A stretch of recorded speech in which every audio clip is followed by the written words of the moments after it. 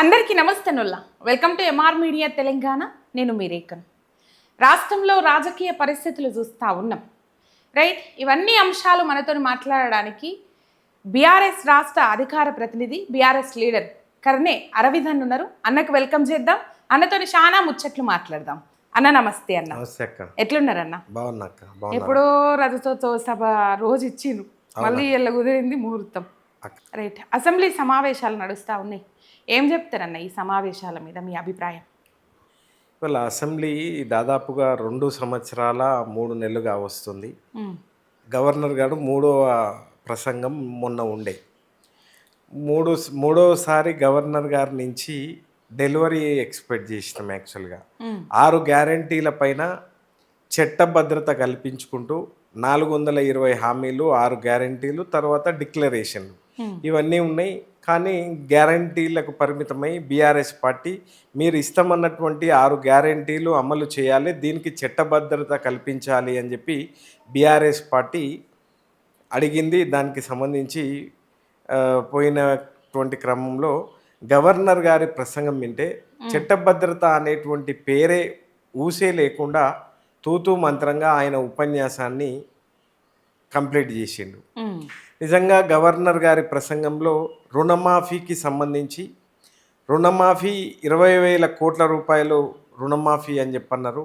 కానీ గతంలో ముఖ్యమంత్రి గారు, నేటి ముఖ్యమంత్రి గారు నాడు పిసిసి అధ్యక్షుడుగా ఉన్నప్పుడు రుణమాఫీకి 50,000 కోట్ల రూపాయలు అయితే అని సాక్షాత్తు తనే చెప్పిండు. కానీ ఇక్కడ గవర్నర్ గారేమో 20,000 కోట్ల రూపాయలు అని చెప్పి ఈయన చెప్పేటువంటి ప్రయత్నం చేసిండు. అల్టిమేట్గా తెలంగాణ ప్రజలకు, ముఖ్యంగా రైతాంగానికి రుణం తీసుకున్నటువంటి వాళ్ళు ఎవరు కూడా పూర్తి స్థాయిలో ఇవాళ కేటీఆర్ గారు చాలా స్పష్టంగా అడిగిరు అక్క.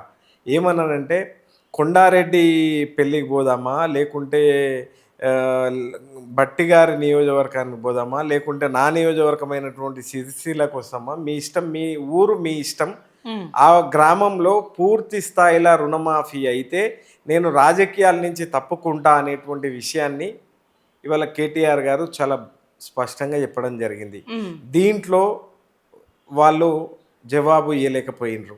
ఇవాళ అసెంబ్లీని పచ్చి అబద్ధాలని ప్రచారం చేసి అసెంబ్లీ వేదికగా అన్ని గ్యారంటీలు ఇంప్లిమెంట్ అయినాయి అనేటువంటి పద్ధతిలా ఇవాళ చెప్తున్నారు. అంటే ఇవాళ నిండు సభని ఉభయ సభలోనంటే ఇవాళ శాసనసభ అంటే ఒక పవిత్రమైనటువంటి దేవాలయంగా తెలంగాణ ప్రజలందరూ కూడా చూస్తారు. అక్కడి నుంచి డెలివరీ ఎక్స్పెక్ట్ చేస్తారు.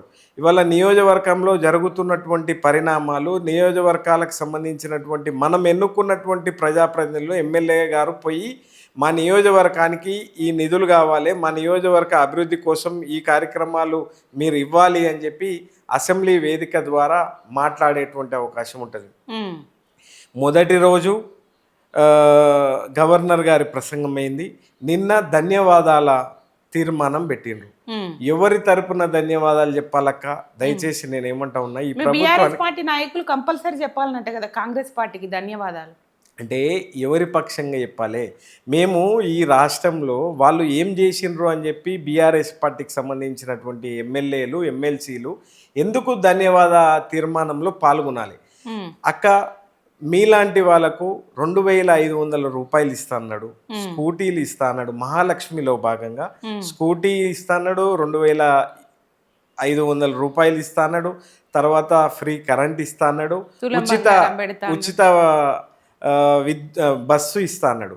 ఈ 6 గ్యారంటీల్లో అక్క నాకు తెలిసి అయితే ఈ తెలంగాణ రాష్ట్రంలో కేవలం ఒక అర గ్యారంటీ, ఆ అర గ్యారంటీ ఏంది అని అంటే ఫ్రీ బస్సు మినహాయిస్తే అది ఇంకా ఏది కూడా ఇంప్లిమెంట్ అవుతలేదు. నిజంగా ఏ మహిళ కూడా విజ్ఞప్తి చేయలేదు, ఏ మహిళ కూడా పోయి ఆర్జీ పెట్టుకోలేదు మాకు ఫ్రీ బస్సు ఇవ్వమని చెప్పి ఎవరు కూడా విజ్ఞప్తి చేయలేదు. రైట్ అన్న, రుణమాఫీ గురించి మనం మాట్లాడినాం, దీని తర్వాత అది మాట్లాడుకుందాం. ఇప్పుడు రుణమాఫీ అని అన్నారు, అయితే అరకొర చేసి మొత్తం చేసినామని చెప్పుకుంటుండ్రు అని చెప్పేసి కాంగ్రెస్ వాళ్ళు అంటారు. మరి బీఆర్ఎస్ హయాంలో ఎంతగానం చేసిండ్రు అన్న రుణమాఫీ? అయితే బీఆర్ఎస్ హయాంలో మేము లక్షలోపు ఉన్నటువంటి దాన్ని మేము చేసినాం. అది ఎలక్షన్ ముందు చేసినాం. అయితే మీరు ఇక్కడ దయచేసి మీరు గమనించగలగాలి, ఇక్కడ ఆయన మాట్లాడినటువంటి మాట మీరు పరిశీలించగలగాలి దయచేసి. తను ఏమన్నాడు, పోండి పోండి పోండి పరిగెత్తండి 2 లక్షల రుణం తీసుకోండి, అధికారంలోకి వచ్చిన 10 రోజుల్లోపు నేను రుణమాఫీ చేస్తా అని చెప్పిండు. ఇవాళ తెలంగాణ రాష్ట్రంలో ఏ గ్రామంలోనైనా పూర్తి స్థాయిలో రుణమాఫీ అయ్యిందా అని చెప్పి ప్రశ్నిస్తే ఇవాళ గవర్నర్ గారి నోటి వెంట పూర్తి స్థాయిలో అయ్యింది అనేటువంటి విషయాన్ని చెప్పేటువంటి ప్రయత్నం చేస్తూ ఉన్నారు అక్క. ఇది దుర్మార్గము. ఇవాళ ఎవరిని వీళ్ళు నయవంచన చేస్తూ ఉన్నారు అనేటువంటి విషయం కూడా ఇప్పటికే తెలంగాణ ప్రజలు అర్థం చేసుకున్నారు. 6 కాలం కష్టపడ్డటువంటి రైతు అక్క, రైతు పులివిప్పిన నిమ్మల్లాగా ఆనందపడాలని చెప్పి గౌరవ కేసీఆర్ గారు, తెలంగాణ తొలి ముఖ్యమంత్రి, తెలంగాణ జాతిపిత కేసీఆర్ గారు ముఖ్యమంత్రి అయిన తర్వాత ఈ సువిశాలమైనటువంటి భారతదేశంలో ఎక్కడ కూడా రైతుకు బంధు ఇచ్చినటువంటి, అంటే రైతుకు పెట్టుబడి సహాయం ఇచ్చినటువంటి నాయకుడు ఈ సువిశాల భారతదేశంలో లేడు. ఇవాళ మనల్ని చూసి ఆదర్శంగా దేశం కాపీ కొట్టినటువంటి పరిస్థితి కూడా మీరు చూసిండ్రు. కేసీఆర్ గారు రైతుకు 24 గంటల కరెంట్ ఇచ్చి, ఉచిత విత్తనాలు ఇచ్చి, ఎరువులు ఇచ్చి, రైతుకు పెట్టుబడి సహాయం ఇచ్చి, రైతు పులివిప్పిన నెమల్లాగా ఆనందపడాలి అని చెప్పి, రైతుని రాజు చేయాలి అని చెప్పి కేసీఆర్ గారి మానస పుత్రిక రైతు బంధు పథకం. రైతు బంధుని మేడం మీరు దయచేసి గమనించగల, కరోనా లాంటి కష్టకాలం ఉన్నా కూడా రైతు బంధుని ఎక్కడ కూడా ఆపలేదు. ఇవాళ ఆ రోజు మనకు ఆర్థిక భారం ఉన్నప్పటికీ కూడా ఎక్కడా రైతు బంధుని ఆపలేదు. ఇవాళ 6 కాలం కష్టపడ్డటువంటి రైతు గురించి చాలా డైలాగులు కొడతారు మేడం. రైతేర్చిన రాజ్యం ఎద్దేర్చిన వ్యవసాయం ముందల పడదు అని చెప్పని అంటారు. జై జవాన్ జై కిసాన్ అని చెప్పి కాంగ్రెస్ వాళ్ళు డైలాగులు కొడతారు. కానీ ఇవాళ 3 పంటలకు ఎగ్గొడుతున్నటువంటి 3వ సందర్భంలో ఎగ్గొడుతూ ఉన్నాడు. ఇంకా 12 రోజులు అయితే కోతల టైం కూడా అయిపోతుంది మేడం. సరే అన్న, మీరు 11 విడతలు 72,000 కోట్ల రూపాయలు కరోనా కాలంలో కూడా వేసిండ్రు, ఒప్పుకుందా.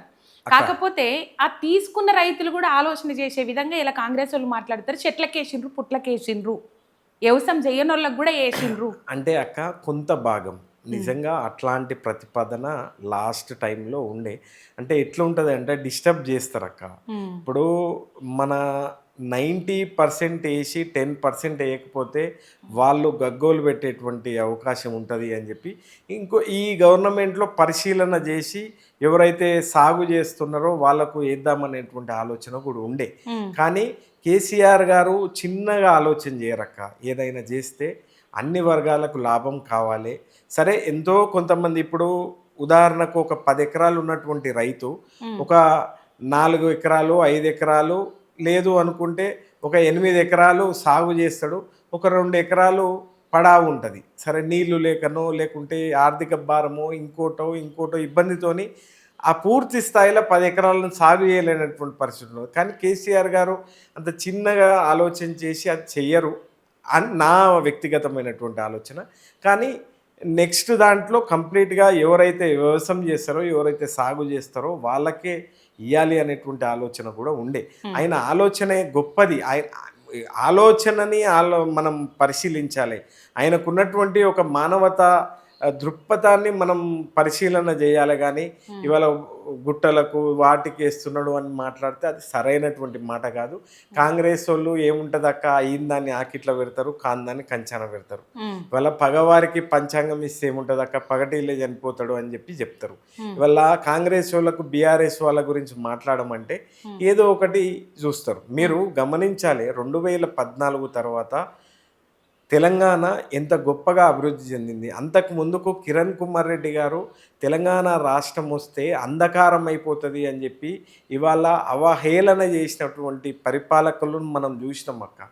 మీకు తెలంగాణ వస్తుందా, వస్తే మీరు పరిపాలించుకోగలుగుతారా అని చెప్పి హేళన చేసిండ్రు. కానీ కేసీఆర్ గారు కఠోరమైనటువంటి దీక్ష చేసి రాత్రింబగలు కష్టపడి వరంగల్ టు వరోరా వార్దా డిచ్పెల్లి నుంచి కరెంటు తెచ్చి ఇవాళ మనకు 24 గంటల కరెంటు. అక్క, మీలాంటి టీవీ ఛానల్లో ఇవాళ మనం మార్చి 17, 18వ తారీఖులో మనం ఉన్నాం. ఈ టైం నుంచి కరెంటు కోతలు ఉంటుండే. కానీ you may see power cut in UK, you may see power cut in US, కానీ you cannot see power cut in Hyderabad, Telangana అనేటువంటి పద్ధతిలో కేసీఆర్ గారు తీసుకుపోయినటువంటి విధానం తెలంగాణ ప్రజలందరికీ తెలుసు. ఇవాళ ఏ పరిస్థితి ఉందక్క, తిరిగి ఆ రోజులే మళ్ళీ గత 2 సంవత్సరాల నుంచి మనం చూస్తూ ఉన్నాం. కాబట్టి ఇవాళ మళ్ళీ జనరేటర్లు, ఉన్నాయన్న ఇన్వర్టర్లు, నిజంగా కరెంటు కన్వర్టర్లు కోతలు ఉన్నాయి. అంటే ఇంకా స్టార్ట్ అవుతుంది కదా అక్క. ఇప్పుడే లాస్ట్ 2 ఇయర్స్ అయితే చూసినాం మనం.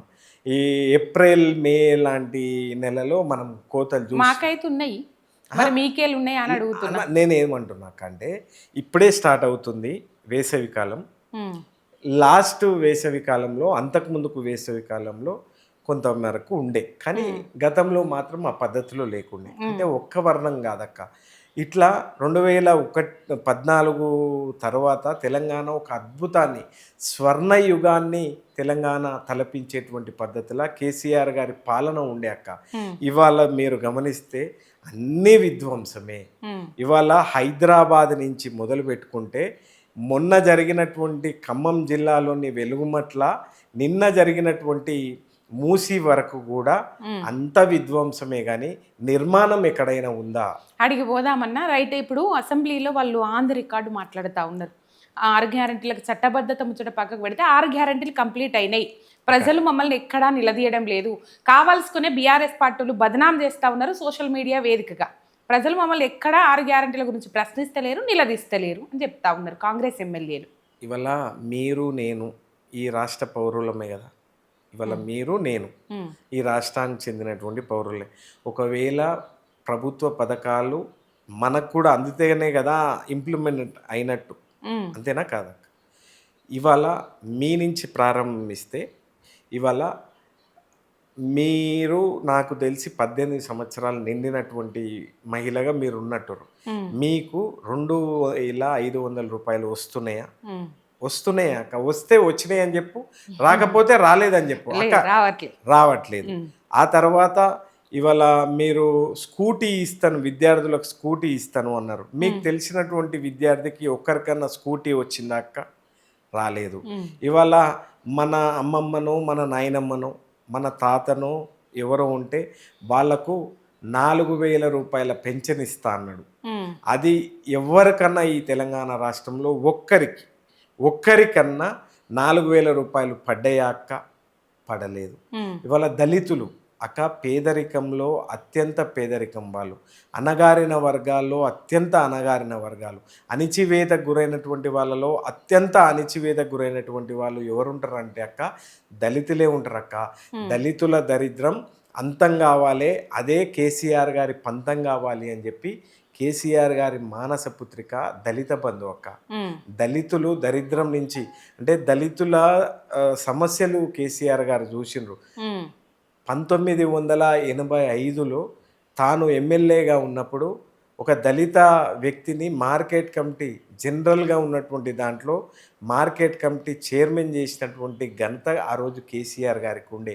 కాబట్టి ఇవాళ పెట్టుబడి మట్టిలో నుంచి మాణిక్యం తీసేటువంటి నైపుణ్యం వాళ్ళ కాడ ఉన్న, పెట్టుబడి సహాయం లేదు అని చెప్పి వాళ్ళు ఇబ్బంది పడుతున్నటువంటి క్రమంలో ఇవాళ ఎవరిస్తారక్క 10 లక్షల రూపాయలు?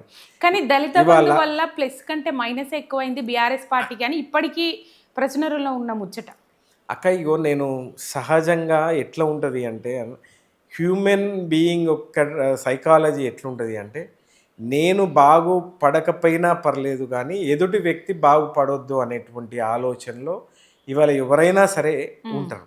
ఇప్పుడు మీరే ఉన్నారు అక్క, ఉదాహరణకు మీకు 10 లక్షల రూపాయలు వచ్చినాయి, నాకు రాలేదు.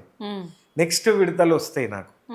పైలట్ ప్రాజెక్ట్గా నియోజకవర్గానికి 100 మంది చొప్పున ఎన్నుకొని ఇవాళ మీకు వచ్చిన తర్వాత నాకు వస్తాయి. ఇక్కడ ఏం జరిగింది అని అంటే, ఇక్కడ వాళ్ళు వాళ్ళు ఏ కోణంలో ఆలోచన చేసిండ్రు అంటే, మాకు రాలేదు కదా, తను ఇల్లు బాగుపడుతుంది అనేటువంటి పద్ధతిలో వాళ్ళు ఆలోచన చేసిండ్రు. కానీ కేసీఆర్ గారు అట్లా కాదు, అందరికీ ఇస్తాను అనేటువంటి విషయం చెప్పిండు.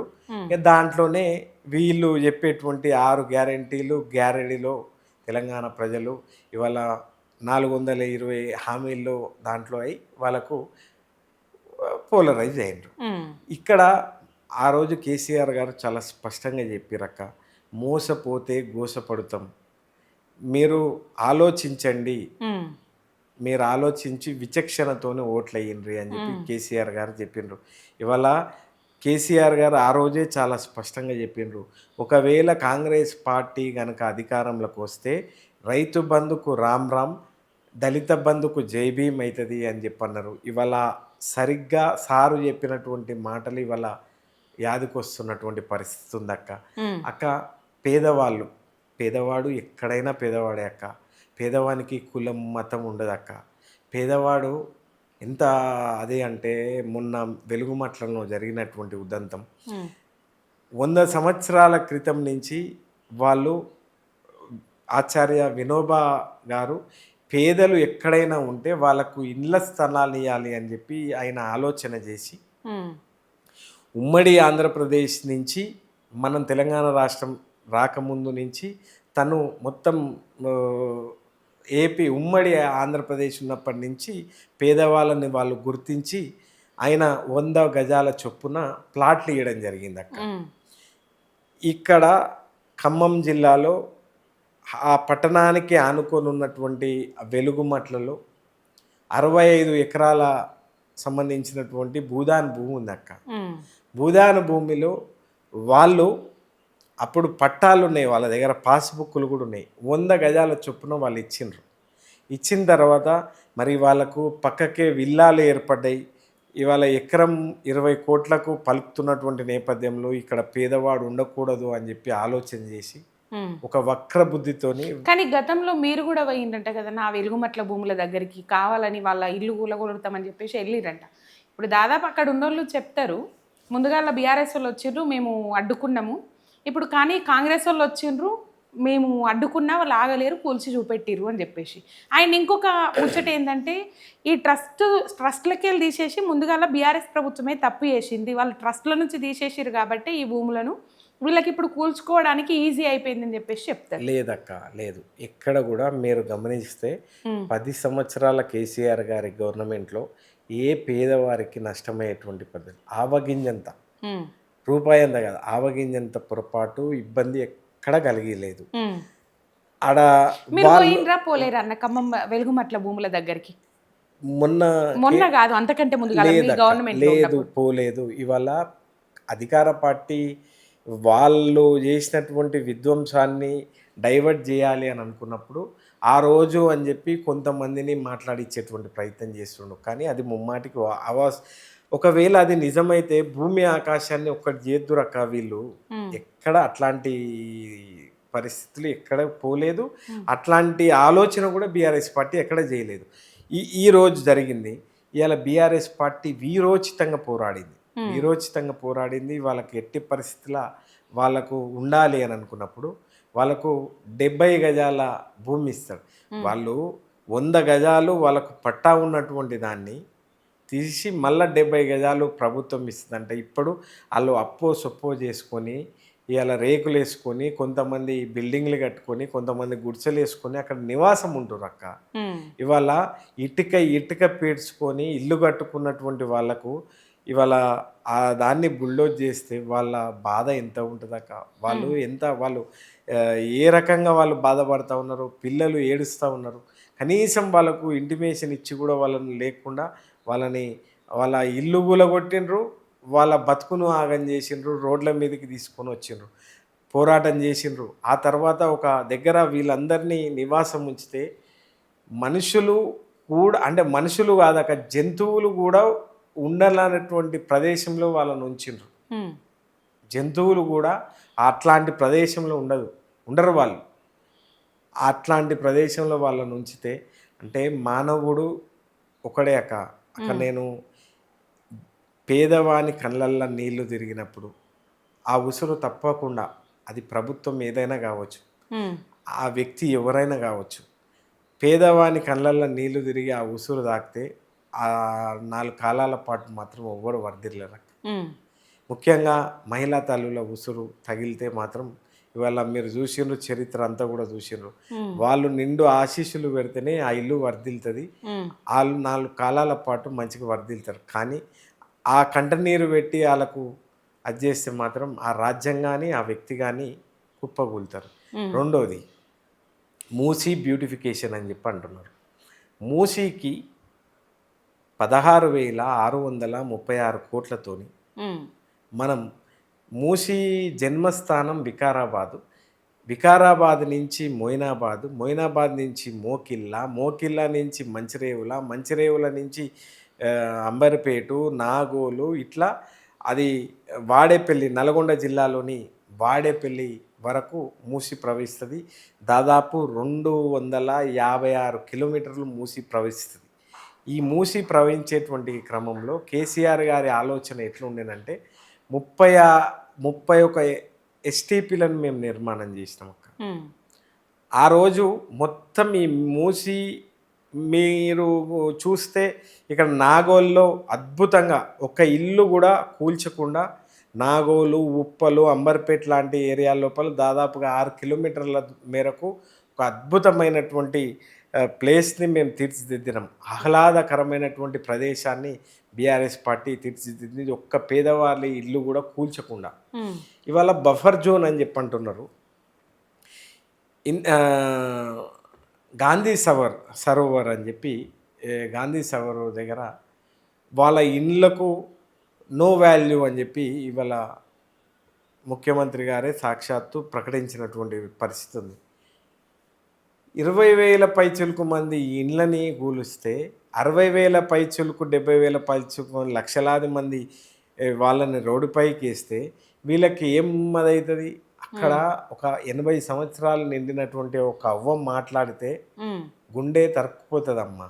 నిజంగా చెప్తున్న తల్లి, ఆమె ఒక మాట అన్నది, సార్ మీరు ఈ ఒక 20 రూపాయలు తీసుకొచ్చి వాటర్ ట్యాంక్లో కలిపి అది దాగి మేము మరణిస్తాం, ఆ తర్వాత మా శివాల మీదకి వెళ్ళి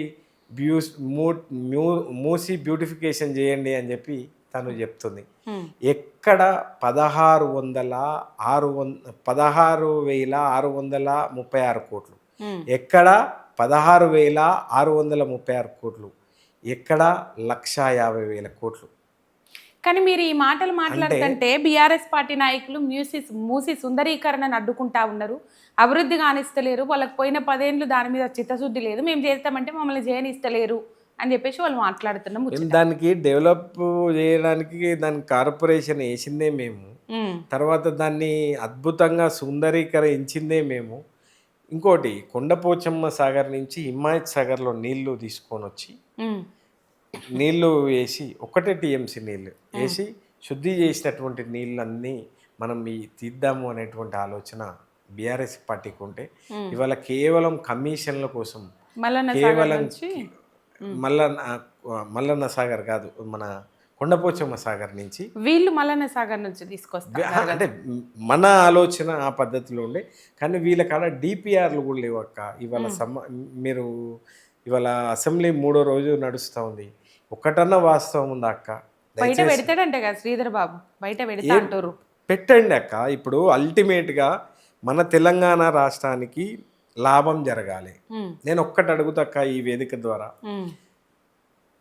ఈ 2 సంవత్సరాల 3 నెలలు, సరిగ్గా 2 సంవత్సరాల 3 నెలలైంది కొత్తగా కొలువుదీరినటువంటి ప్రజాప్రభుత్వం అని చెప్పి ఏర్పడి 3 లక్షల కోట్ల రూపాయల అప్పు చేసిండక్క. 3 లక్షల కోట్ల రూపాయల అప్పు చేసిండు. ఆరోపణలైనా లెక్కలు ఉన్నాయా? లెక్కలు ఉన్నాయి, నేను చెప్తున్నా, అన్నీ చెప్తా. 3 లక్షల కోట్ల రూపాయల అప్పు చేసిండు. ఒక్క పెండింగ్ ప్రాజెక్టు పూర్తి చేయలేదు, కొత్త ప్రాజెక్టులకు శ్రీకారం చుట్టలేదు. ఇవాళ సంక్షేమ అభివృద్ధి కార్యక్రమాలు అంటే ఇప్పుడు ఆసరా పింఛన్లు కానివ్వండి, లేదు అనుకుంటే ఒక నియోజకవర్గానికి సహజంగా ఉంటాయి కదా అక్క, రోడ్లని, మోరీలని, డిఫరెంట్ దాని మీద ఒక్క నియోజకవర్గానికి 1 కోటి రూపాయలు ఇచ్చినటువంటి దాఖలు. అంతేందుకు వాళ్ళ పార్టీకి సంబంధించినటువంటి కోమటిరెడ్డి రాజగోపాల్ రెడ్డి గారు, ఎన్ఎం శ్రీనివాస్ రెడ్డి గారు, అనిరుద్ రెడ్డి గారు, వీళ్ళే ఇవాళ వాళ్ళు మాట్లాడుతున్నటువంటి మాటలు మీరు గమనించారు. వాళ్ళే చెప్తా ఉన్నారు, వాళ్ళు ఏమంటా ఉన్నారు, మా కాడ డబ్బులు లేవు, మేము పెళ్ళిళ్ళకు పేరెంటాలకు పోయేటువంటి క్రమంలో వాళ్ళు నిలదీస్తూ ఉన్నారు మమ్మల్ని అని చెప్పి వాళ్ళ పార్టీకి సంబంధించినటువంటి వాళ్ళే నిలదీస్తున్నటువంటి పరిస్థితి ఉంది. నేను ఒకటి ఈ వేదిక ద్వారా రాజకీయాలకు అతీతంగా అందరినీ కూడా నేను రిక్వెస్ట్ చేస్తూ ఉన్నా, అన్ని రాజకీయ పార్టీలకు ముఖ్యంగా మేధావి మౌనం నేటి సమాజానికి ఇబ్బంది జరుగుతుంది అక్కడ. మేధావి కనుక మౌనంగా ఉంటే ఇవాళ సమాజం వేరే కోణంలో పోతుంది. కాబట్టి మేధావులు తెలంగాణ రాష్ట్రంలో ఉన్నటువంటి బుద్ధిజీవులు, రిటైర్డ్ ఉద్యోగులు ఎక్కడి వాళ్ళు అక్కడే విజృంభించాలి. వీళ్ళు చేస్తున్నటువంటి అరాచకాల పైన ఎక్కడికక్కడ ప్రశ్నించాలి, నిలదీయాలి. ఎందుకు మీరు ఈ మాటలన్నీ చెప్పిండ్రు? ఇవాళ ఒక్కటంటే ఒకటి మీరు గతంలో ఇవాళ 99 రోజుల పాటు ప్రజాపాలన అని చెప్పి పెట్టిండక, ఈ 99 రోజుల ప్రజాపాలన అంటే నాకు ఏం అర్థం. ప్రజాపాలన ప్రగతి ప్రణాళిక. ప్రగతి ప్రణాళిక, ప్రగతి ఎక్కడన్నా ఉందాక? ప్రగతి అంటే ఏంది? ప్రగతి అంటే అర్థమైంది నాకు తెలియదు. ప్రగతి అంటే అర్థమైంది చెప్పక్క నువ్వు. ప్రగతి అంటే అర్థమైంది చెప్ప. అభివృద్ధి కదన్నా. ఏంటన్నా అభివృద్ధి అయిందా అక్క? ఇవాళ తెలంగాణ రాష్ట్రంలో ఏంటన్నా అభివృద్ధి జరిగినట్లు మీరు చూసిండ్రా? అభివృద్ధి అంటే ఏంది? మురుపెట్టు గతంలో ఉన్నటువంటి దానికంటే మెరుగు జరుగుతాయి. అంటే ఒక 0.1% జరిగిన 1% జరిగిన 10% జరిగిన దానికంటే ఎక్కువ అభివృద్ధి జరిగినప్పుడు ప్రగతి ప్రణాళిక అంటారు. ప్రగతి లేనప్పుడు ప్రణాళిక. సన్న బియ్యం ఇచ్చిండ్రు, మిరియని రేషన్ కార్డులు ఇచ్చిండ్రు, ఇందిరమ్మ ఇండ్లు ఇచ్చిండ్రు, ఇంకా చెప్పుకుంటా పోతే ఇంకా ఏమేమో ఇచ్చిండ్రట అన్న. ఎన్ని పచ్చి అబద్ధాలను ప్రచారం చేస్తా ఉన్నాడు. అదే చెప్తున్నా, అసెంబ్లీ వేదిక ద్వారా వాళ్ళు పచ్చి అబద్ధాలను ప్రచారం చేస్తా ఉన్నారు. 2016లో 31,196,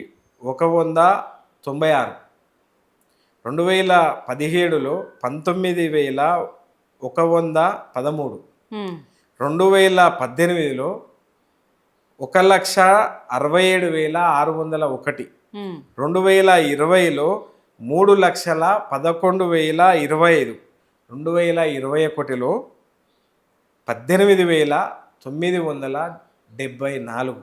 మొత్తంగా చూస్తే అక్క 6,47,479 మందికి రేషన్ కార్డులు ఇచ్చినాం. ఇలా మేము డబ్బా కొట్టుకోలేక ఇవాళ మన సొమ్ము రాహుల్ బంధుకు ఇస్తాడ, రాహుల్ బంద్ ఇస్తాడంట కానీ రైతు బంద్ ఇయ్యడంట ఈయన. ఇవాళ మనం కట్టేటువంటి ప్రతి పన్నుతో ఇవాళ మన డబ్బుతోని ఇవాళ పక్క రాష్ట్రమైనటువంటి కేరళకు పోయి తెలంగాణ రాష్ట్రంలో మేము మొత్తం అభివృద్ధి చేసినాం అని చెప్పి పెద్ద పేపర్ యాడ్లు ఇస్తూ ఉన్నారు వీళ్ళు. ఇవాళ ఒక్కటంటే ఒకటి, మరి ఈ పైసలు ఏడికి పోయినాయి అని చెప్పి అడుగుతారు కదా అక్క సహజంగా. ఇవాళ ఇప్పుడు రైట్ టు ఇన్ఫర్మేషన్ యాక్ట్ తీసుకున్నా, లేదు అనుకుంటే నువ్వు ఏ ప్రకారం పోయినా కూడా తెలంగాణ రాష్ట్రం ఇవాళ ఉన్న అప్పు ఎంత ఈ 2 సంవత్సరాల నుంచి కొత్త ప్రభుత్వం ఏర్పడ్డప్పటి నుంచి అని అంటే గూగుల్ని అడిగినా లేకుంటే ఏమంటారు రైట్ టు ఇన్ఫర్మేషన్ యాక్ట్ని అడిగినా ఏది అడిగినా చెప్పేటువంటి అవకాశం ఉంటుంది. తెలంగాణ పౌరులు ఇవాళ ప్రశ్నిస్తూ ఉన్నారు కొన్ని చోట్ల, ఎటుపోయిన ఈ డబ్బులన్నీ అనేటువంటి విషయాన్ని వాళ్ళు అడుగుతా ఉన్నారు. కానీ ఆ 3 లక్షల కోట్లన్నీ మీరు చేసిన అప్పులు కట్టడానికి సరిపోయా అంటారు కదా. ఇక నేను మొత్తంగా తెలంగాణ రాష్ట్రంలో 10 సంవత్సరాలలో చేయలేదక్క 3 లక్షల కోట్ల రూపాయల అప్పు. కేసీఆర్ గారు సెక్రటరీ కట్టిండ్రు, కేసీఆర్ గారు ప్రతి జిల్లాకు మెడికల్ కాలేజీ కట్టిండ్రు, కేసీఆర్ గారు కలెక్టరేట్లు కట్టిండ్రు, కేసీఆర్ గారు పల్లె పట్టణ ప్రగతి చేసిండ్రు, కేసీఆర్ గారు చెయ్యంది ఏముందక్క. ఇవాళ అక్క నేను అనేటువంటి మాట ఏంటి అని అంటే, ముఖ్యంగా మీలాంటి మహిళా తల్లులకు నీళ్ళు పోసుకున్న తల్లి నిమ్మలంగా ఉండాలని, తల్లి పిల్లలు ఇద్దరు క్షేమంగా ఉండాలని చెప్పి ఆరోగ్య లక్ష్మిని తెచ్చినటువంటి కేసీఆర్ పథకాన్ని ఇవాళ రద్దు చేసిందక. కేసీఆర్ అనేటువంటి పేరు ఉండొద్దని కేసీఆర్ న్యూట్రిషన్ కిట్టును బంద్ చేసిందక. కేసీఆర్ కిట్టును బంద్ చేసిందక. మగపిల్లగాడు పుడితే 12,000, మగపిల్లగాడు పుడితే 12,000, ఆడపిల్ల పుడితే 13,000 రూపాయలు ఇవి బంద్ చేసిందక్క. ఇక పేదవాడు ఎక్కడైనా పేదవాడే కదక్క. పేదవానికి ఆలోచన ఏముంటుంది అక్క? 1,00,000 రూపాయలు, 1,116 రూపాయలు అంటే అది మామూలు డబ్బు కాదక్క. ఇవాళ వాళ్ళే అంటున్నారు, మొన్నదాకా బస్తీలలో మేము పోయేటువంటి క్రమంలో వాళ్ళు దేకో రే బాబా షేకు బాబా బేటీ షాదీ ముబారక్లతో మురిసిపోయినటువంటి మా బస్తీ ఇవాళ దివాలు తీస్తూ ఉన్నది, షాదీ ముబారక్ కళ్యాణ లక్ష్మి లేక అని చెప్పి వాళ్ళు అవస్థల్ని ఎలగక్తా ఉన్నారు. ఇవాళ రైతులు ఆనందంగా ఉండరా, మహిళల ఆనందంగా ఉండరా, అవ్వల అరే ముసలోళ్ళకు ఏముంటుంది అంటే అక్క, మా దగ్గర మా ఇబ్రహీంపట్నం పక్కకు మంచాల మండలం తిప్పాయిగూడెం అని ఊరు ఉంటుంది అక్క. ఆ ఊరిలో అప్పుడు కొత్త 14లో మేము ఎన్నికల టైంలో పోయినప్పుడు అప్పటికి 14 కంటే ముందు 200 ఉండే అక్క పింఛన్. ఆ రోజు కేసీఆర్ గారు 1000 రూపాయలు చేస్తా అని చెప్పన్నారు. చాలా చెప్పారు తీ బిడ్డ, పోయినసారి కొరడు 200 ఇస్తాను 2000 దొబ్బిండు, ఇక మీరు ఇస్తారు మేము చూస్తామన్నది. అదే ఎమ్మెల్యే గారు, అదే మంచిరెడ్డి, మా ఎమ్మెల్యే మంచిరెడ్డి కిషన్ రెడ్డి గారు 1000 రూపాయల పింఛను తీసుకుపోయి ఆ అవ్వకు ఇస్తే అవ్వ ఇటు చూస్తే అటు చూసింది, అటు చూస్తే ఇటు చూసింది. ఏందవ్వా ఇట్లా చూస్తున్నావు అంటే, అయ్యో మీరు పెట్టి మర్చిపోయారు బిడ్డ, కానీ నేను తినదాన్ని నేను ఎట్లా మర్చా బిడ్డ, నాకు 4 కొడుకులు ఉన్నారు బిడ్డ, 4 కొడుకుల పెళ్ళిళ్ళు చేసిన బిడ్డ, 4 కొడుకుల పేరెంటాలు చేసిన బిడ్డ, 4 కొడుకుల మన్మలు ఉరితే పురుళ్ళు చేసిన బిడ్డ, నా పెద్ద కొడుకు బాలయ్య లోతు జ్వరం వచ్చిందిరా, నోరంతా పెండ అయిందిరా, 10 రూపాయలు బిడ్డ డబలోట కొనుక్కొని ఛాయ్ తాగొస్తా అంటే గదిరిచ్చి పెడితే గోడసాటుకు పోయి గుడ్లలో నీళ్లు గుడ్లలో తీసిన బిడ్డ, కడుపు నొస్తే ముడుపు కట్టిన బిడ్డ, సావులోతు జ్వరం వస్తే సంపుదేవుడా అని మొక్కున్న బిడ్డ. మరి ఏమైంది తల్లి ఇయ్యాలంటే, నాలాంటి ముసల్తానికి కేసీఆర్ లాంటి దేవుడు ఉన్నాక నాకేమవుతుంది బిడ్డ అని చెప్పి చెప్తున్నటువంటి మాట అయ్యాల అవ్వా ఎక్కెక్కి ఏడుస్తుంది మొన్న పోతే. మోసపోయి మోసపడ్డం బిడ్డ, ఏంది నాయన ఇది, మేము ఆనాటి రోజులు తెస్తాము అని చెప్పి వాళ్ళు అంటుంటే మేము ఏనాటి రోజులు అని మేము అనుకున్నాం. కానీ ఇవాళ ప్రజాపాలన పేరు మీద ఎమర్జెన్సీని తలపించేటువంటి రాజ్యం ఇవాళ ఏర్పడ్డది బిడ్డ. అందుకనే వాళ్ళు అంటున్నారు, మాకు వద్దురా నాయన ఈ కాంగ్రెస్ పాలన, కోరి చేసుకున్న మొగడు ఎగిరెగిరి దన్నినట్లున్నది, మాకు వద్దురా నాయన ఈ కాంగ్రెస్ పాలన అనేటువంటి విషయాన్ని వాళ్ళు చెప్తా ఉన్నారు. ఈ రాష్ట్రానికి కేసీఆర్ గారే ముఖ్యమంత్రి కావాలి అని చెప్పి వాళ్ళు విజ్ఞప్తి చేస్తూ ఉన్నారు.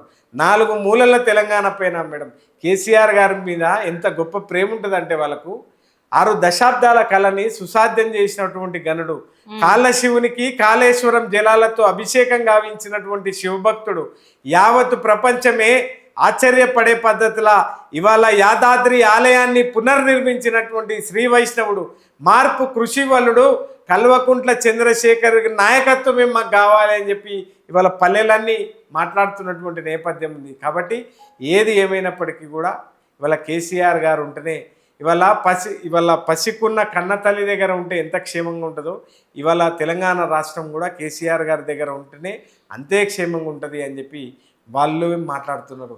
వాళ్ళు ఇంకో మాట కూడా చెప్తారు అక్క, అమ్మ విలువ అన్నం విలువ అవి లేనప్పుడు మాత్రమే తెలుస్తుంది. ఇవాళ కేసీఆర్ గారి విలువ ఇవాళ లేదు కాబట్టే ఇవాళ అదైంది. ఈ 3 లక్షల కోట్లు ఎటుపోయినాయి, అదే కేసీఆర్ గారు ముఖ్యమంత్రిగా ఉంటే అద్భుతంగా మన తెలంగాణ ఉంటుండే. ఇంకా గొప్పగా ఎక్కడి దాకా ఎర్ర బస్ నుంచి ఎలక్ట్రిక్ బస్ వరకు, ఎలక్ట్రిక్ బస్ నుంచి ఎయిర్ బస్ వరకు, టైల్స్ నుంచి టెక్స్టైల్స్ వరకు, మ్యాప్స్ నుంచి యాపిల్ మ్యాప్స్ వరకు గమ్యస్థానం తెలంగాణ కదక్క. ఆ పద్ధతిలో ఇవాళ మనము తీసుకొని వస్తే ఇవాళ పరిశ్రమలన్నీ పారిపోతున్నాయి. ఇవాళ ఫాక్స్కాన్ లాంటి కంపెనీలు వేరే రాష్ట్రాలకు పోతున్నటువంటి పరిస్థితి ఉంది. ఇవాళ ఉద్యోగాల అవకాశాలు, యువతకు ఉద్యోగాల అవకాశాలు ఇస్తా అన్నాడు, ఎటుపోయినాయి నీ ఉద్యోగాలు, ఎటుపోయింది నీ జాబ్ క్యాలెండర్ అని చెప్పి మేము ప్రశ్నిస్తా ఉన్నాం అక్క. ఏది ఏమైనా 60,000 ఉద్యోగాలు ఇచ్చిరంట కదా, తప్పు అక్క.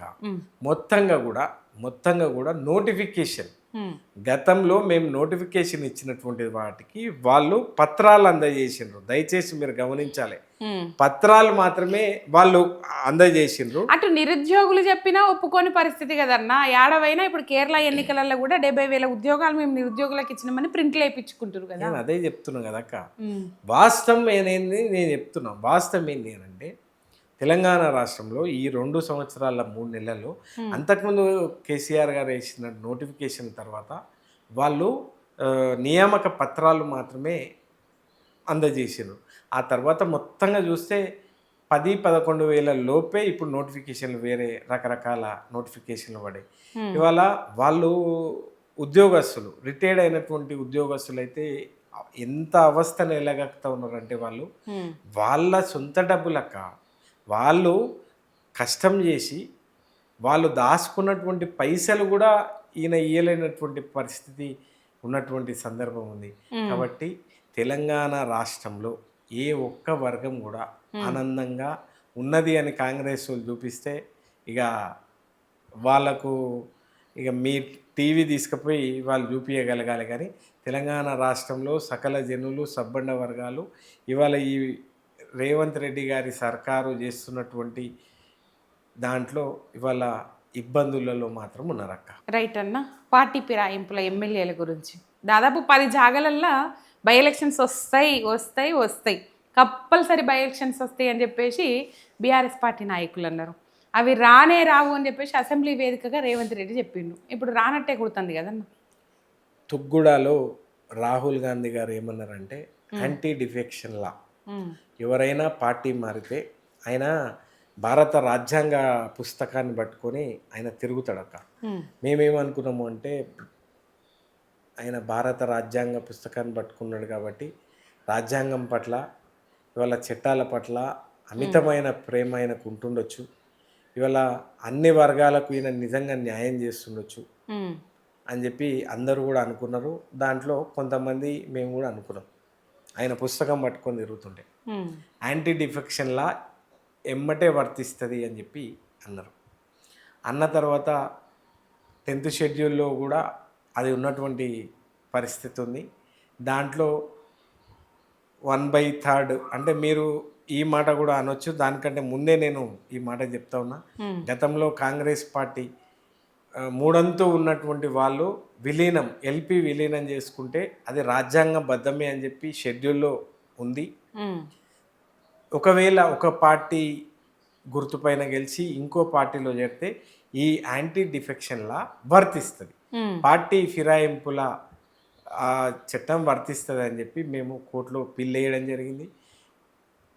ధర్మాసనం స్పీకర్ గారికి చెప్పడం జరిగింది, పరిశీలించమండి చెప్పడం జరిగింది. చెప్పిన తర్వాత తను 8 మంది వరకు కూడా వీళ్ళు కాంగ్రెస్ పార్టీలో లేరు, ఇంకా బీఆర్ఎస్ పార్టీలో కొనసాగుతున్నారు అని చెప్పి వాళ్ళపైన అది చేసింది.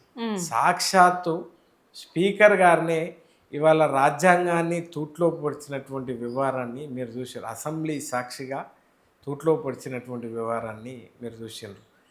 ఇవాళ మేము అడుగుతున్నాం అక్క, 10 మంది ఎమ్మెల్యేలని వీళ్ళు ఇంకా బీఆర్ఎస్ పార్టీలో కొనసాగుతున్నారు కదా, మరి దానం నాగేందర్ గారు మా పార్టీ ఎమ్మెల్యేగా గెలిచిండు.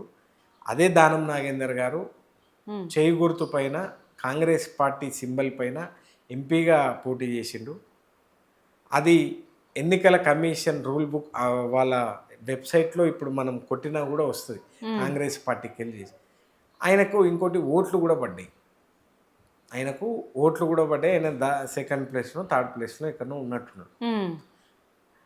ఓట్లు పడ్డాయి చేయి గుర్తు పైన. అభ్యర్థి దానం నాగేందర్ గారు.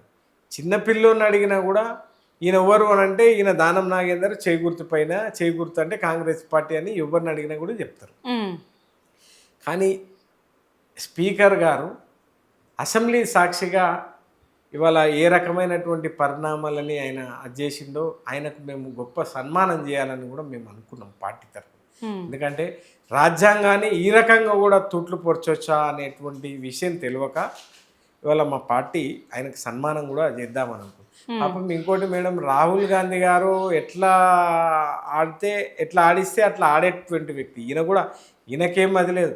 ఇంకోటి ఈయన నిన్నగాక మొన్న జరిగినటువంటి మున్సిపల్ ఎన్నికల్లో వికారాబాద్లో మా పార్టీకి సంబంధించినటువంటి కౌన్సిలరు ఏకగ్రీవం అయితే మున్సిపల్ ఆఫీస్ దాటంగానే 4 అడుగులు వేయంగానే ఆయన కార్లో తీసుకొని పోయి కాంగ్రెస్ పార్టీ కండువా కప్పిండు. ఆయన నియోజకవర్గంలోనే ఆయన దాన్ని పాటిస్తలేడు, ఇంకా ఇక్కడ ఎట్లా పాటిస్తాడో అనేటువంటి దాన్ని కూడా పరిశీలనలో తెలంగాణ ఏముండదు అక్క. అయితే వాళ్ళు బై ఆర్డర్ ఇస్తలేరు.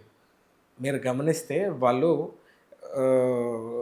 పేపర్ల ద్వారానో లేదు అనుకుంటే టీవీలను స్కోరింగ్లు వస్తూ ఉన్నాయి, వార్తలు వస్తూ ఉన్నాయి. కానీ వాళ్ళు బై ఆర్డర్ ఇస్తే మేము తప్పకుండా మళ్ళీ మేము కోర్టుకు పోతాం.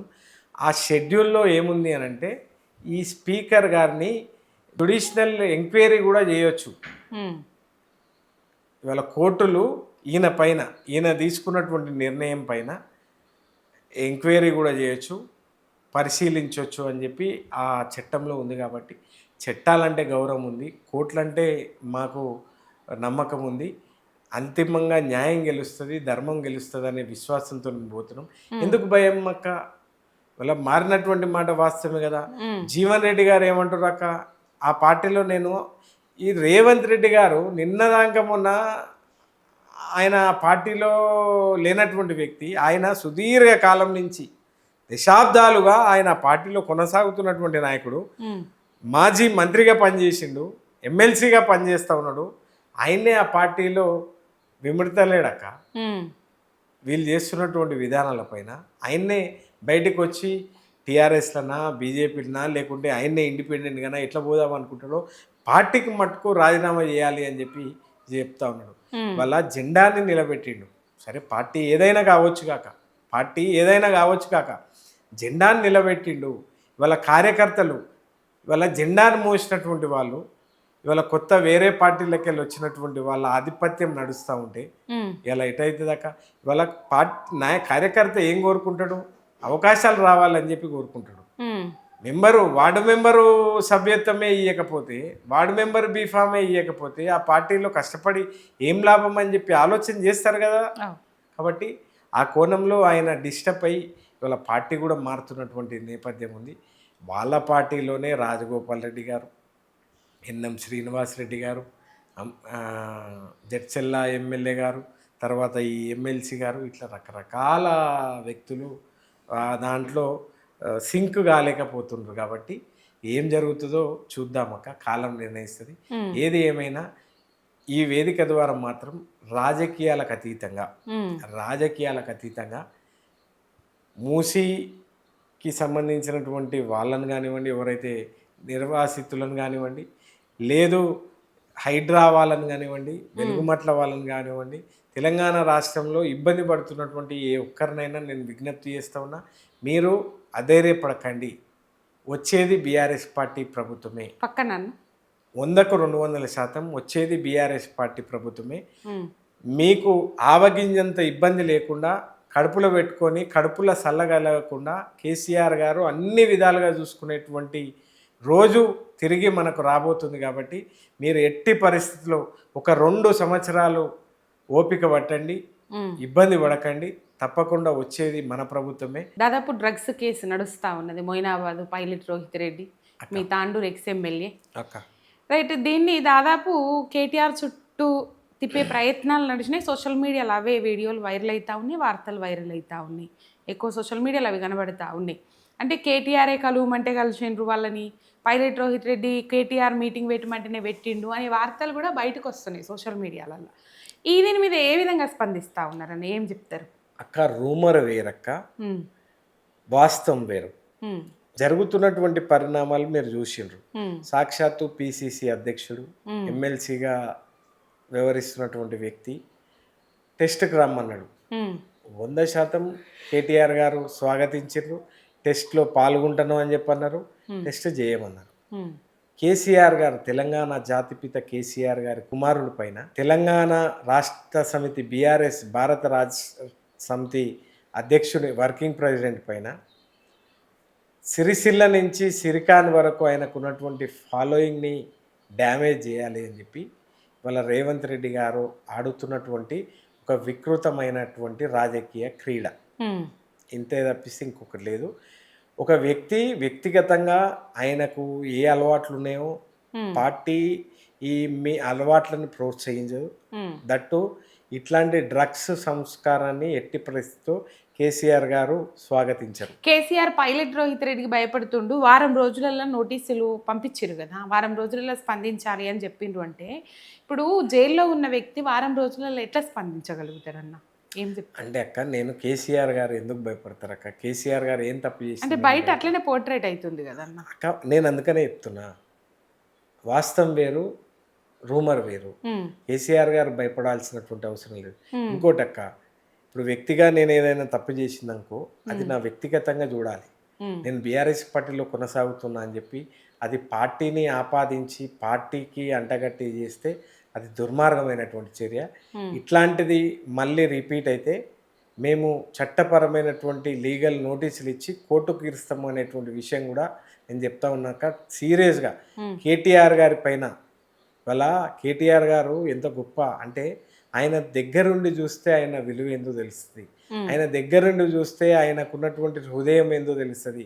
ఆయన ఎంత చిన్న సామాన్య అంటే ఎంత ప్రేమగా పలకరించి అంటే ఆయన ఎమ్మెల్యే అయిందని మంత్రి అయిందని కేసీఆర్ గారి కుమారుడు అని చెప్పి పార్టీ వర్కింగ్ ప్రెసిడెంట్ అని చెప్పి ఆవగింజంత అది కూడా పడడక్క. ఆయన సింపుల్గా ఆప్యాయంగా ఆయన ఉంటాడు. ఆయనతోని ఉంటే తెలుస్తుంది. వీళ్ళకేం తెలుస్తుంది అక్క. ఇలా ఏమంటారు చూడు, ఇక నేను ఏం చెప్పినా ఇక అది వేరే కోణంలో పోతుంది. నేను ఆ మాట మాట్లాడదలుచుకోలేదు.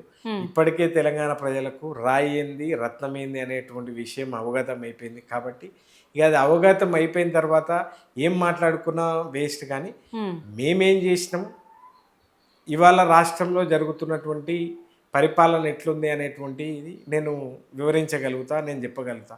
కానీ అల్టిమేట్గా ఒకటెక్క, నష్టం తెలంగాణకు వాటిల్లుతుంది. నష్టం తెలంగాణకు వాటిల్లుతుంది. అల్టిమేట్గా ఇబ్బంది పడేది తెలంగాణ పౌరులుగా మనమే. అల్టిమేట్గా ఇబ్బంది పడేది తెలంగాణ పౌరులుగా మనమే. కాబట్టి ఈయనకు ఒక గొప్ప అవకాశాన్ని 5 పదుల వయసులో ఈయనకు ముఖ్యమంత్రి స్థాయిని ఇచ్చిండ్రు కాబట్టి, ముఖ్యమంత్రి పదవిని ఇచ్చిండ్రు కాబట్టి, గతంలో కేసీఆర్ గారు చేసిన దానికంటే ఎక్కువ కార్యక్రమాలు, ఎక్కువ సంక్షేమ అభివృద్ధి కార్యక్రమాలు చేసి జనాల మనసు గెలుచుకోవాలి అని చెప్పి మేము కోరుకుంటాం. కానీ ఇట్లాంటి విధ్వంసం చేసుకుంటే ఎవ్వరు కూడా ఇవాళ స్వాగతించరు. ఇవాళ నిర్మించమని చెప్పి అడుగుతూ ఉన్నాం అక్క. ఒక్క నిర్మాణం ఉందా హైదరాబాద్లో కానివ్వండి, జిల్లాలోనే కానివ్వండి, ఇంకెక్కడైనా? ఇవాళ విధ్వంసం తప్పిస్తే నిర్మాణం ఎక్కడైనా ఉందా? కానీ హైడ్రా వల్ల 1000 కోట్ల విలువైన భూములు కాపాడడం, 1000 ఎకరాల భూములు కాపాడడం వాళ్ళు చెప్తా ఉన్నారు కదన్న అక్క. 1000 ఎకరాల భూమి కావచ్చు, 1000 కోట్ల రూపాయల భూమిని కావచ్చు. నేనేమంటున్నా అంటే గతంలో బఫర్ జోన్ 2004 నుంచి 2014 వరకు పట్టాలు ఇచ్చిందే ఈ కాంగ్రెస్ పార్టీ అక్క. ఆ రోజు ఈయన ఏడుండక్క, ఈ రేవంత్ రెడ్డి గారు టీడీపీలో ఉన్నారు. నాకు తెలిసి అప్పుడు ఇంకా జెడ్పీటీసీ కానీ 2004లో జెడ్పీటీసీ కానీ ఎక్కడో ఉన్నట్టున్నారు. అయితే ఆయన ఈ విషయాన్ని పరిశీలించాలక్క. ఆయన ఇవాళ మన ప్రభుత్వం ఇచ్చింది ఆ రోజు వాళ్ళని ఆల్టర్నేట్గా వాళ్ళని నివాసం ఉంచేటువంటి ప్రయత్నం చేయాలి. ఆల్టర్నేట్గా వాళ్ళని రోడ్డు మీద వేసేటువంటి ప్రయత్నం చేస్తూ ఉన్నాడు. తర్వాత మీరు ఏం చేసుకున్నారో మీ ఇష్టం, కానీ ఇప్పుడు నేను కూలగొడతా, మిమ్మల్ని రోడ్డు మీద వేస్తా, మీరు ఎటన్నా పోండ్రి అని చెప్పానంటే ఒక రాజ్యాన్ని నడుపుతున్నటువంటి రాజుకు ఇట్లా చేసేటువంటి అది ఉంటుందాక. ఇంత గొప్పగా ఉండాలి, ఇంత గొప్పగా ఆలోచన చేయాలి. ఇవాళ మంచి కార్యక్రమాలు తీసుకోవాలి. ఆయన చేతిలో రాజ్యం ఉంది, ఆయన చేతిలో అధికారం ఉంది. గత కేసీఆర్ గారి ప్రభుత్వం కంటే ఇవాళ ఎక్కువ పని చేసి చూపించి జనాల మనసు గెలుచుకోవాలి అనేది నా ఉద్దేశం అక్క. కానీ అట్లాంటి ప్రయత్నం ఏం చేస్తలేడు, అట్లాంటి ప్రయత్నం కూడా ఏం చేయబోడు అని నేను అనుకుంటా. కానీ నష్టపోయేది మాత్రం అల్టిమంగా మనమే. కాబట్టి మనం విచక్షణతోని, విజ్ఞానంతోని ఆలోచన చేసి మనం రేపు రానున్నటువంటి ఎన్నికల లోపల ఓట్లు వేయాల్సిందిగా నేను ఈ వేదిక ద్వారా తెలియజేస్తాను. కొట్లాడి తెచ్చుకున్న తెలంగాణలో 10 ఏళ్ళు మీరు అధికారంలో ఉన్నారు. ఫస్ట్ టైం ప్రతిపక్షంలో కూర్చోబెట్టిరు ప్రజలు. ఎట్లున్నదన్న ప్రతిపక్ష పాత్ర ఎట్లున్నది అక్క? ప్రతిపక్షం ఎవరు ఏం అడగరక్క. అధికారంలో ఉన్నప్పుడు ప్రతిదీ కూడా ఏమంటారు, ఒక పద్ధతే అనుకోండి. తర్వాత నిర్బంధం ఉంటుంది, తర్వాత అధికారం ఉంటుంది. కాబట్టి రకరకాల ఇప్పుడు ప్రతిపక్షంలో ఉన్నాం కాబట్టి అధికార పక్షం 420 హామీలు, డిక్లరేషన్లు, 6 గ్యారంటీలు ఇచ్చేంత వరకు కూడా తప్పకుండా బీఆర్ఎస్ పార్టీ పోరాడుతుంది. ఇవాళ మేము జనం ఇచ్చినటువంటి అంతిమంగా ఈ ప్రజాస్వామ్యంలో జనమే అంతిమ న్యాయ నిర్ణేతలు కాబట్టి వాళ్ళు ఇచ్చినటువంటి తీర్పుని గౌరవించుకుంటా. కేసీఆర్ గారు మీరు చూడరక్క, ఒక్కసారి మనం అధికారంలో నుంచి ఇక మనము ఆ ఫిగర్ మనకు వస్తలేదు అని చెప్పి తెలవంగానే ఎమ్మటే ప్రగతి భవన్ ఖాళీ చేసి నేరుగా ఆయన సొంత వెహికల్లో ఆయన పోయినటువంటి పరిస్థితి మీరు చూసారు. ఇవాళ ఆయన ఇల్లు కట్టుకుంటున్నాడు, దానికి డబ్బులు వస్తాయి. రాహుల్ గాంధీ గారికి 1000 కోట్లు ఇవ్వడానికి ఆయనకు డబ్బులు వస్తాయి. తర్వాత గాంధీ సభలో గాంధీ గారు అయితే నిజంగా అడగలే కదక్క, గాంధీ గారి విగ్రహానికి ఆయనకు డబ్బులు వస్తాయి. మూసీకి సంబంధించి మీరు ఎవరిని అడిగినా కూడా గత బీఆర్ఎస్ పార్టీలో 16,636 కోట్ల రూపాయలు ఎట్లయితాయి, అదే కాంగ్రెస్ ప్రభుత్వంలో 1,50,000 రూపాయలు ఎట్లయితాయి. ఇక్కడ అవినీతి జరుగుతుంది అని చెప్పి చాలా స్పష్టంగా జనాలందరికీ కూడా క్లియర్గా అర్థమవుతుంది కాక ఈ ఫిగర్కి ఈ ఫిగర్కి ఉన్నటువంటి తేడా ఒక 10 సార్లు పెరుగుతుంది, ఒక 10 టైమ్స్ పెరుగుతుంది. కాబట్టి మరి వాళ్ళు మేము చేసి చూపించడం కూడా అక్క, మేము నాగోలు ఉప్పల్ లాంటి ప్రాంతంలో మేము చేసి కూడా చూపించడం, ఒక ఇల్లును కూడా ఇబ్బంది పెట్టలేదు. కాబట్టి ఇవన్నీ పరిశీలిస్తూ ఉన్నారు. కాబట్టి తప్పకుండా బీఆర్ఎస్ వైపు పోలరైజ్ అవుతారు. రేపు రానున్నటువంటి ప్రభుత్వం బీఆర్ఎస్ ప్రభుత్వం తప్పకుండా తిరిగి కేసీఆర్ గారు వచ్చిన తర్వాత మళ్ళీ స్వర్ణయుగం వైపు ఫైనల్గా అన్న మీ పార్టీ ఓడిపోవడానికి మీ పార్టీ నాయకులు చేసిన తప్పిదం అంటారా, లేకపోతే జనాలే తప్పు చేసిరంటారా? ఎందులో విఫలం అయింది అంటే ముందుగా ఎమ్మెల్యేలను కొంత వ్యతిరేకత, ఇది వాస్తవం అక్క. ఏం జరిగింది, ప్రతి దగ్గర ఆ నియోజకవర్గం ఏ నియోజకవర్గం కావచ్చు, 119 నియోజకవర్గాలలో కేసీఆర్ ముఖ్యమంత్రిగా ఉండాలి, కానీ ఇక్కడ ఎమ్మెల్యే మారాలి. కేసీఆర్ గారు ముఖ్యమంత్రిగా ఎట్లుంటారు వీళ్ళు ఎమ్మెల్యేలు కాకుంటే? అవునా కాదాక? మన నియోజకవర్గంలో మన ఎమ్మెల్యేలు ఉంటేనే కేసీఆర్ గారు ముఖ్యమంత్రి అవుతారు. కానీ ఇక్కడ జనాలకు కేసీఆర్ గారి పైన ప్రేమ, విపరీతమైనటువంటి ప్రేమ, కానీ ఇక్కడ ఎమ్మెల్యే గారి పైన వ్యతిరేకత. అది దాంట్లో కొద్దిగా మైనస్ జరిగినాక కొంతమందిని పార్టీలో చర్చించాల్సి ఉండే, కొంతమందిని చేంజ్ చేయాల్సి ఉండే. ఇక మీరు ఇందాక చెప్పారు కదక్క, దళిత బంధు అన్నారు కదా, దళిత బంధులో మన ఆలోచన గొప్ప ఆలోచన. ఇవాళ పేదవాళ్ళు ధనికులుగా మారాలన్నది కేసీఆర్ గారి ఆలోచన. అది విడతల వారీగా పోతుంది అని చెప్పి వాళ్ళు గ్రహించక వేరే వైపు పోలరైజ్ అయ్యారు. ఇట్లా కొన్ని ఇబ్బందులు జరిగినాయి. అంటే 0.1 అంటే 0.2 లోపే మొత్తం ఎంటైర్ చూస్తే తెలంగాణలో అంత లోపే ఉన్నాం. ఒక్కొక్క దగ్గర 2,000, ఒక్కొక్క దగ్గర 1,500 ఇట్లా ఓడిపోయినటువంటి పరిస్థితి ఉంది. కాబట్టి తప్పకుండా సమీక్షించుకున్నాం. రేపు అట్లాంటి పొరపాట్లు జరగకుండా తిరిగి అధికారంలోకి రావడానికి ఇవాళ నేను చెప్తున్నాక ఈ గవర్నమెంటు పూర్తిగా 5 సంవత్సరాల పాటు ఉండాలని నేను కోరుకుంటాక. 5 సంవత్సరాల పాటు ఈ గవర్నమెంటు, ఈ ముఖ్యమంత్రి గారు కొనసాగితే రేపు పొద్దున ఎవ్వరికి బీఫామ్ ఇచ్చి పంపినా కూడా వాళ్ళు అల్కగా గెలిచొస్తారు. ఎందుకంటే ఇవాళ అమ్మ విలువ, అన్నం విలువ వాళ్ళకి తెలుస్తుంది. కేసీఆర్ గారు ఉన్నప్పుడు కడుపుల సల్ల కలగకుండా, గింత ఆవగింజంత ఇబ్బంది కలగకుండా మనకు అన్ని రకాలుగా సహాయం చేసినటువంటి మన నాయకుడిని మనం కోల్పోయినాం. ఇవాళ అన్ని ఇబ్బందులు మనం పడుతున్నాము అనేటువంటి ఆలోచన వాళ్ళు చేస్తూ ఉన్నారు. కాబట్టి తప్పకుండా ఆ కోణం ఉంటుంది. ఇంకోటి ఇట్లాంటి దాంట్లోనే పోతే మాత్రం ఇక వాళ్ళు అధికారంలోకి వచ్చుడు కళ్ళ. ఓకే అన్న, థ్యాంక్ యూ. Thank you. జై తెలంగాణ. జై తెలంగాణ. జై తెలంగాణ. జై తెలంగాణ అక్క.